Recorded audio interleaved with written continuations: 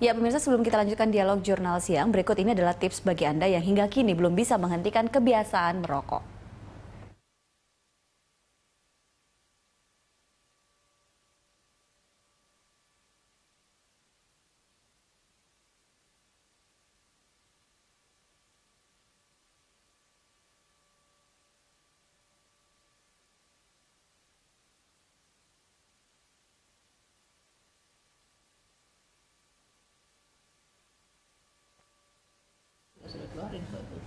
Ya, kami mohon maaf pemirsa, tampaknya kita menghadapi gangguan audio di paket berita sebelumnya mengenai tips untuk menghentikan kebiasaan merokok. Saya lanjut ke Ibu Menteri.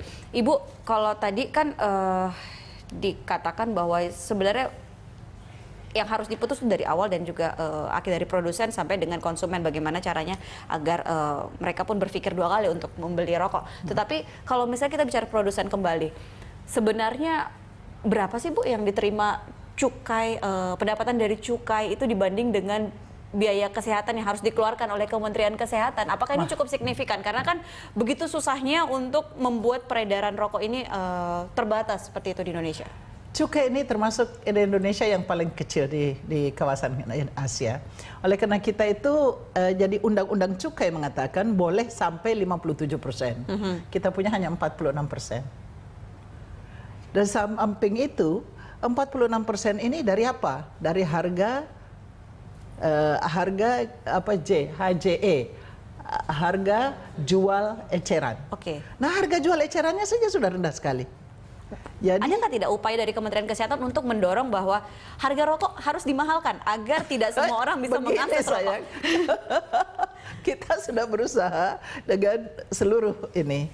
Karena yang bikin PP ini kan pemerintah. Jadi 19 kementerian lembaga. Jadi jangan lihat ini hanya dari Kementerian Kesehatan. Ya, oleh karena misalnya cukai rokok yang mengatur Menteri Keuangan, biaya masuk tembakau, ya. Kan tembakau 70% tembakau itu sudah diimpor. Nah, mestinya itu yang dikasih biaya yang tinggi dong. Supaya harga jualnya juga ini. Kemudian gaji untuk mereka yang bekerja dalam produksi rokok. Kalau Menteri Tenaga Kerja bilang harus dibikin setinggi-tingginya, maka harga rokok otomatis naik kan.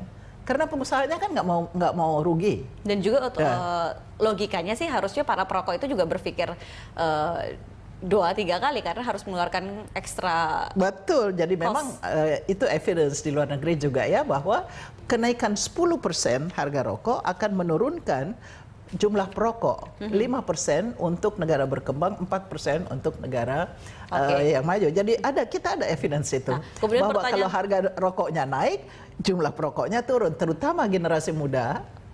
Ya, karena generasi muda dong, ya dari mana dia dapat duit? Nah, kalau tadi kembali ke pertanyaan saya bahwa antara penerimaan dari cukai rokok kemudian biaya kesehatan yang harus dikeluarkan oleh kementerian untuk membiayai penyakit-penyakit yang ditimbulkan akibat merokok ini. Nah, itulah. Jadi pendapatan negara dari cukai rokok itu cukup rendah, karena hanya 46% ya.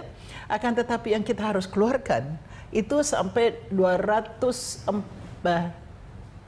saya lupa sekarang. Sekitar 200. Pokok tinggi sekali, karena dari sekarang misalnya Jamkesmas, asuransi untuk penduduk miskin, itu kita lihat bahwa biaya terbesar sebenarnya adalah semua penyakit-penyakit terkait rokok. Ya, stroke, serangan jantung, kanker, dan ini pada bayi. Itu banyak sekali disebabkan oleh karena rokok. Dan perkembangan anak-anak itu dengan rokok di dalam rumah, maka paru-parunya tidak berkembang. Itu juga makan biaya yang besar sekali. Baik Ibu, lalu sekarang ini apa yang terakhir, apa yang akan dilakukan oleh pemerintah lagi untuk sekali lagi untuk agar implementasi ini bisa berjalan, tidak hanya gambar-gambar ini kemudian diacuhkan begitu saja oleh para perokok dan tidak memberi efek yang kita harapkan seperti itu? Di sinilah kalau saya kekuatan itu di tangan masyarakat. Dan media mempunyai suatu ini, kalian bisa mempengaruhi siapa jadi presiden, siapa yang tidak jadi presiden, bukan? Nah, kenapa tidak bisa mempengaruhi masyarakat supaya mengatakan hak saya untuk sehat, gua nggak mau diracunin sama rokok, ya kan? Kalau masyarakat bilang gua nggak mau diracuni, maka semua peraturan yang dibuat oleh pemerintah, ancaman-ancaman untuk hukuman yang dibuat oleh pemerintah, itu jelas akan diikuti oleh industri. Dan Tapi kalau industri rokok bilang, alah pemerintah cuma bikin aturan aja, masyarakat tuh tetap pilih gue. baik. Ya apa gunanya? Baik, dan satu lagi mungkin juga pesan untuk pemerintah Ibu, kemudian juga jajaran kementerian Ibu dan juga mungkin yang memegang kekuasaan seperti itu, bahwa jangan mudah tunduk oleh lobby-lobby yang dilakukan. Aku pasti tidak. Akan tetapi juga satu jalan lagi yang saya mau beritahu ya, bahwa kita mengerti bahwa orang yang sudah terlanjur merokok itu karena adiksi. Karena itu kita buat ini petunjuk teknis untuk berhenti merokok. Ya, akan tetapi sebenarnya sebagian besar perokok bisa berhenti kalau dia mau. Itu soal kekuatan mental. Bulan puasa misalnya sebentar lagi, kalau dia mengatakan, gue mau berhenti rokok, dia akan berhenti rokok. Demi kesehatanku, demi kesehatan keluargaku, demi kesehatan orang lain. Baik. Tetapi yang betul-betul sudah kecanduan, ya itu mungkin membutuhkan pengobatan.